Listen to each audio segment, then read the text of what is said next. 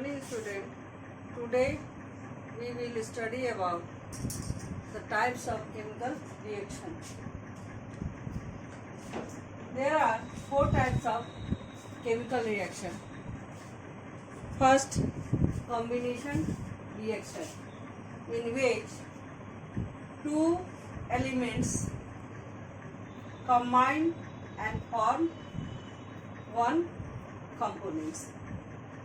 Combination reaction में क्या होता है कि 2 एलिमेंट जो है वो रिएक्ट करके आपको कंबाइन करके जो है एक सब्सटेंस का एक कंपोनेंट का फॉर्मेशन करता है। जैसे यहाँ देखिए कार्बन और ऑक्सीजन रिएक्शन करके कार्बन डाइऑक्साइड का फॉर्मेशन किया। सेकेंड टाइप है डिकम्पोजिशन रिएक्शन। इसमें क्या होता है कि कोई एक सब्सटेंस डिकम्पोज होकर के यानी ब्रेक होकर के 2 या 2 से ज़्यादा सब्सटेंस का फॉर्मेशन करता है। जैसे कि यहाँ बेकिंग सोडा जो है वो रिएक्ट करके सोडियम कार्बोनेट, वाटर और कार्बन डाइऑक्साइड का फॉर्मेशन किया। थर्ड टाइप का है डिस्प्लेसमेंट रिएक्शन। इसमें क्या होता है कि जो एलिमेंट्स ज़्यादा रिएक्टिव होता है वो क्या करता है, जो कम रिएक्टिव एलिमेंट्स है उसको वहाँ से डिस्प्लेस कर देता है और उसके साथ खुद जो है कंबाइन करके नया कंपोनेंट्स का फॉर्मेशन करता है। जैसे कि यहाँ सिल्वर नाइट्रेट कॉपर के साथ रिएक्ट जब करता है तो कॉपर जो है हाईली रिएक्टिव एलिमेंट्स है, तो ये क्या करेगा कि सिल्वर को वहाँ से डिस्प्लेस कर देगा और खुद जो है नाइट्रेट के साथ रिएक्ट करके कॉपर नाइट्रेट का फॉर्मेशन करता है और जो है आपका सिल्वर वो डिस्प्लेस हो जाता है। इसके बाद last one is double displacement reaction. इसमें क्या होता है कि इसका जो 2 कंपोनेंट्स होता है वो क्या करता है, इंटरचेंज हो जाता है। जैसे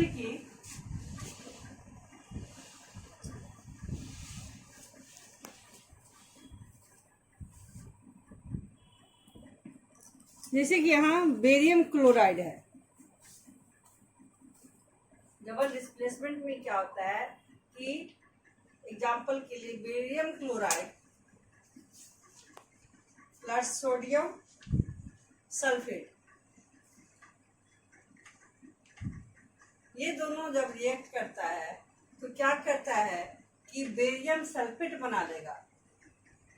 बेरियम जो है वो सल्फेट के साथ कंबाइन हो जाएगा और सोडियम जो है वो क्लोरीन के साथ कंबाइन होकर के सोडियम क्लोराइड बनाता है।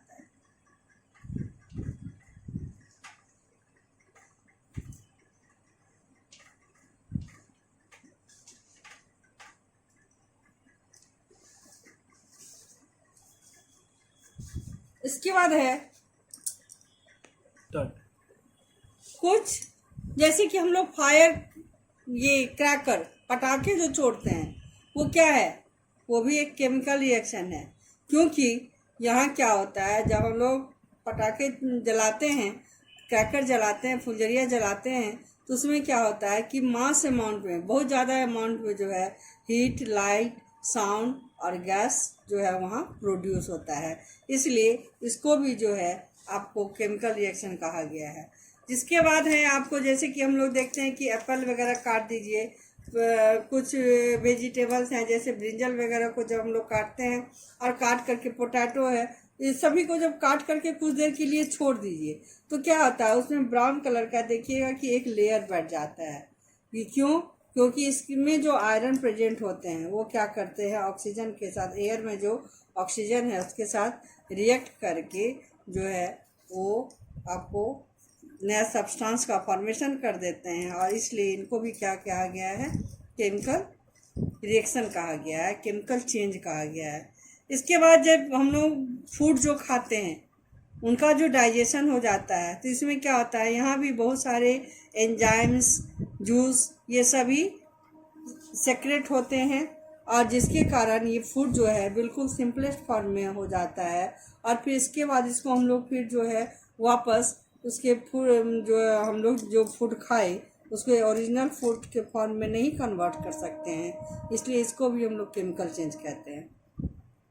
जैसे कि जर्मिनेशन ऑफ सीड्स है, कुकिंग ऑफ फूड है, रिस्पिरेशन इन लिविंग ऑर्गेनिज्म है, मिल्क से कर्ड बढ़ना है, इसके बाद जो फूड स्पॉइल्ड हो जाता है, बर्निंग फ्यूल्स है, जैसे लकड़ी जलाते हैं, कोल जलता है, केरोसिन जलता है, या एलपीजी गैस वगैरह हम लोग जलाते हैं, तो ये सभी चेंजेज जो हैं वो क्या है, केमिकल चेंज है। तो इस तरह से अब जो है एक समरी के तौर पर कि केमिकल चेंज के क्या क्या प्रॉपर्टीज हैं, क्या क्या इनमें इनके जो है कैरेक्टर लक्षण होते हैं। तो सबसे पहला तो होगा कि जब कभी भी केमिकल चेंज होगा तो दो या एक या इससे ज़्यादा सब्सटेंस का फॉर्मेशन होगा। दूसरा, केमिकल चेंज हर हमेशा जो होता है वो क्या होता है, जनरली परमानेंट होता है, इरिवर्सिबल होता है, और इसको जो है हम लोग फिजिकल मेथड के द्वारा रिवर्स नहीं कर सकते।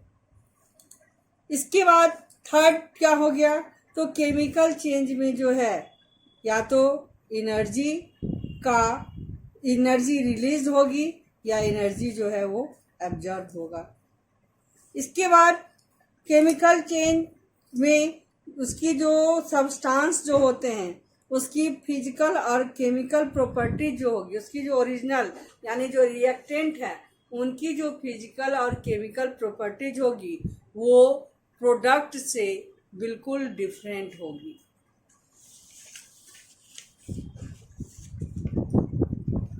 इसके बाद है कि आपको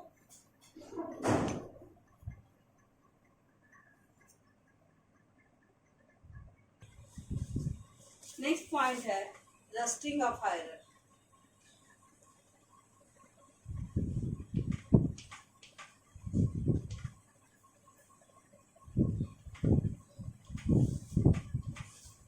रस्टिंग ऑफ आयरन क्या है, तो देखोगे कि हम लोग जब कभी अपने घर में बहुत सारे आयरन से बने हुए सब्सटेंस का यूज करते हैं, जैसे आपको नाइफ वगैरह है या कोई रॉड वगैरह होता है, हम लोग घर में विंडो है, डोर है, ग्रिल्स है, ये सभी चीज़ें क्या है, आयरन से बने होते हैं। और जैसे ये पुरानी होती है, समर सीजन में इसमें ज़्यादा हम लोगों को चेंज देखना है। अगर उसको हम लोग पेंट नहीं करें तो क्या होता है, जैसे ही वो पुराना होगा और जब रेनी सीजन आती है उस समय में क्या होता है कि इस पर जो है ब्राउन कलर का एक लेयर बैठ जाता है, एक पाउडर जैसा। उसको अगर हम लोग हाथ से छुए तो वो जो है आराम से हमारे हाथ में लगता है। तो ये जो पाउडरी सब्सटेंस है जो आयरन मेटल्स पे बना, उसी को हम लोग कहते हैं रस्ट, और इस प्रोसेस को हम लोग कहते हैं rusting of iron. Rusting of iron के लिए दो कंडीशन मस्ट है, यानी कि दो कंडीशन होगी तभी जा कर के जो है रस्ट बनेगा। सबसे पहला है प्रेजेंस ऑफ ऑक्सीजन और एयर। पहला पोजीशन क्या क्या है, कंपोनेंट इसका हुआ तो presence of oxygen,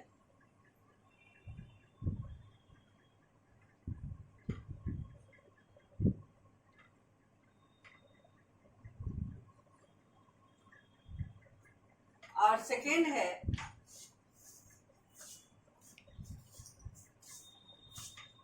presence of moisture.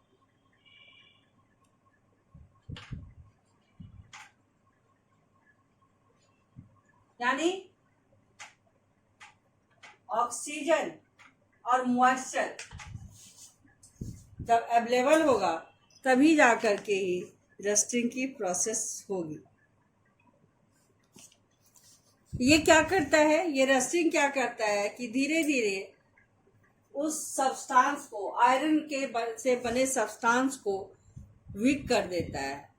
देखोगे कि अगर हम लोग क्या करें, जब उसके नाइफ, सपोज एक नाइफ है उसका यूज हम लोग नहीं कर रहे हैं, उसको घर में, मेरे घर, हम लोगों के घर में पड़ा हुआ है, तो धीरे धीरे उस पर क्या होगा, रस्ट बैठेगा। अगर फिर उस रस्ट को हम लोग साफ करके फिर उसको अगर हम लोग छोड़ दें, फिर दोबारा क्या होता है, फिर उस पर रस्ट बैठता है, रस्ट बनता है उस पर।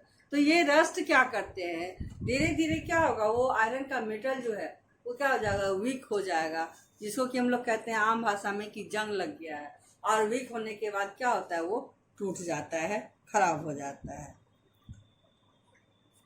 अब इस रस्ट से बचाने के लिए क्या क्या किया जा सकता है, तो यहाँ भी जो है रस्ट से बचाने के लिए कुछ प्रोसेस का हम लोग यूज करते हैं, जिसमें कि सबसे पहला होता है पेंटिंग। देखिएगा कि हम लोगों के घरों में जो है जब विंडो या डोर्स वगैरह, ग्रिल वगैरह बनते हैं, तो बनने के बाद उसकी पेंटिंग कर दी जाती है। क्यों? तो उस पर रस्ट जो है, पेंट जो होता है वो क्या करता है, उस रस्ट होने से बचाता है, प्रिवेंशन में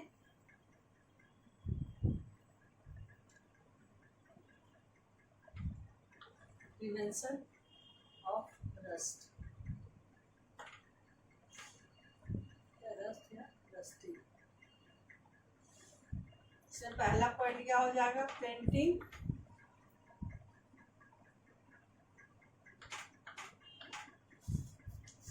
और ग्रीस। दूसरा पॉइंट है गैल्वेनाइजेशन।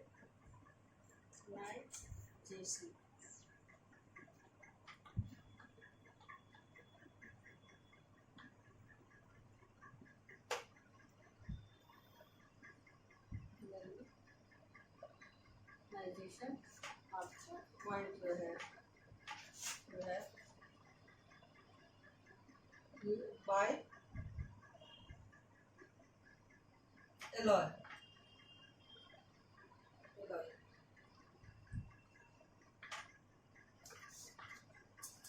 तो पेंटिंग और ग्रीस में क्या किए, देखते हैं हम लोग, जो क्या करते हैं, आयरन से बने मेटल को उसका कलरिंग की जाती है, तो एक कोट चढ़ा दिया जाता है पेंट का, जो क्या करता है, उसके कांटेक्ट को, आयरन और मॉइस्चर के, एयर के कांटेक्ट को क्या करता है, रोकता है, जिसकी वजह से उसमें जंग नहीं लगती है। या हमारे घरों में जो आयरन से बने मेटल होते हैं, बहुत जगह जो फैन वगैरह हम लोग देखते हैं, तो उसको क्या करते हैं कि इसमें ऑयल का लेयरिंग करके उसको छोड़ दिया जाता है, ताकि उसमें जो है रस्ट नहीं हो।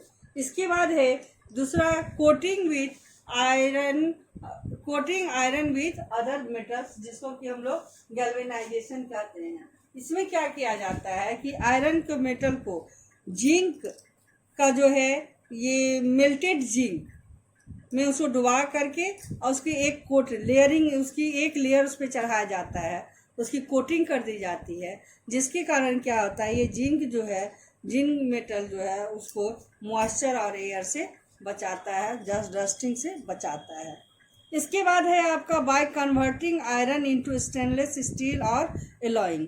इसके आयरन के मेटल में क्या किया जाता है कि अलग अलग तरह के मेटल का यूज करके, जैसे कि फिक्स अमाउंट में कार्बन है, मैग्नीज है, क्रोमियम है, निकेल है, इन सभी को मिक्स करके एक नया एलॉय बनाया जाता है, जिसमें कि ये रस्ट नहीं होता है। जैसे कि स्टेनलेस स्टील, हम लोग अपने घरों में जो स्टील के बर्तन को यूज़ करते हैं, खाने के लिए जो हम लोग खाना बनाते हैं, आजकल देखिएगा कि नाइफ्स जो है वो भी स्टील का मिलता है, स्टेनलेस स्टील का, सीजर्स है, बहुत सारे सर्जिकल इंस्ट्रूमेंट्स है, ये सभी अब क्या किया गया है कि आयरन के जगह पर स्टेनलेस स्टील का यूज किया जाता है।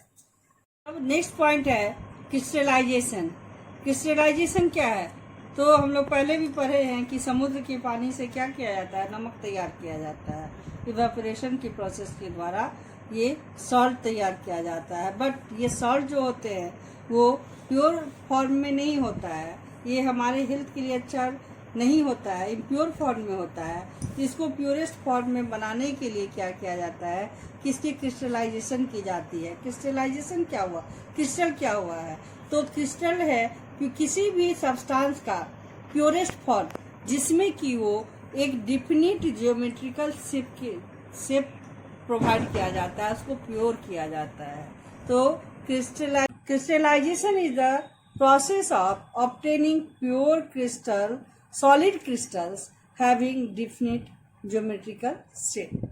अब इसके लिए एक आपके बुक में जो है पेज नंबर 81 में एक्टिविटी दिया गया है, जिसमें क्या किया है कि कॉपर सल्फेट को का क्रिस्टल जो है क्रिस्टलाइजेशन मेथड के द्वारा तैयार किया गया है। तो ये कहता है कि ये जो प्रोसेस है वो एक फिजिकल चेंज है और इसमें कॉपर सल्फेट का क्रिस्टल तैयार करने के लिए जो सब्सटेंस है वो एक बीकर लेना है, डाइल्यूट सल्फ्यूरिक एसिड लेना है, ट्रीपॉड स्टैंड होता है वो लेना है, बंसन बर्नर है, चाइना डिस्क लेना है, स्टीरर लेना है, फिल्टर पेपर लेना है और कॉपर सल्फेट का पाउडर लेना है। अब इसकी मेथड में क्या करना है, तो 100 ml वाटर जो है एक बीकर में लेना है और उसमें थोड़ा सा 2-3 बूंद जो है उसमें डाइल्यूट सल्फ्यूरिक एसिड को ऐड कर देना है। इसके बाद इस बीकर को हम लोग ट्रिपॉड स्टैंड के सहारे जो है उस पर रख देंगे और उसको जो है बंसन बर्नर के द्वारा जो है उसको गर्म करेंगे।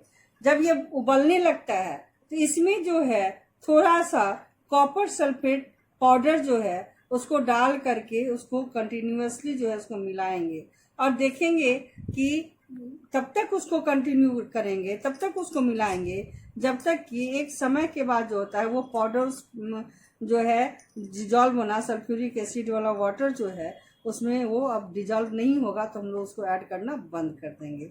इसके बाद इसको जो है इस सॉल्यूशन को जो है हम लोग क्या करेंगे कि फिल्टर करके इसको चाइना डिश जो है उसमें रखेंगे। फिर इसके बाद जो है अब जो है इसका सॉल्यूशन जो है उसको हम लोग छोड़ देंगे 24 घंटे तक जो है जो हम लोग एपरेटर्स तैयार किए उसको हिलाना नहीं है, बिल्कुल डिस्टर्ब नहीं करना है और उसको ठंडा होने के लिए आराम से छोड़ देते हैं। उसके बाद हम लोग क्या देखते हैं कि 24 घंटे के बाद क्या होता है कि कॉपर सल्फेट का क्रिस्टल जो है इसमें जो है बैठ जाता है ठंडा होने के बाद, जिसको कि हम लोग डिकेंटेशन मेथड के द्वारा अलग कर लेंगे और उसके बाद इसको जो है हम लोग ठंडा होने के लिए छोड़ देंगे। ठंडा होने के बाद क्या होगा, फिर जमने के लिए उसको हम लोग छोड़ देते हैं, फिर इसको फिल्टर पेपर से इसको हम लोग छान लेते हैं और लास्ट में हम लोग देखते हैं कि हम लोगों को कॉपर सल्फेट का जो है वो क्रिस्टल मिल गया है। इस तरह से हम इस मेथड को हम लोग क्रिस्टलाइजेशन कहेंगे और ये एक फिजिकल चेंज है। तो आज जो है ये चैप्टर हमारा फिजिकल और केमिकल चेंज लास्ट हो गया। अब नेक्स्ट डे से जो है हम लोग क्वेश्चन आंसर करेंगे।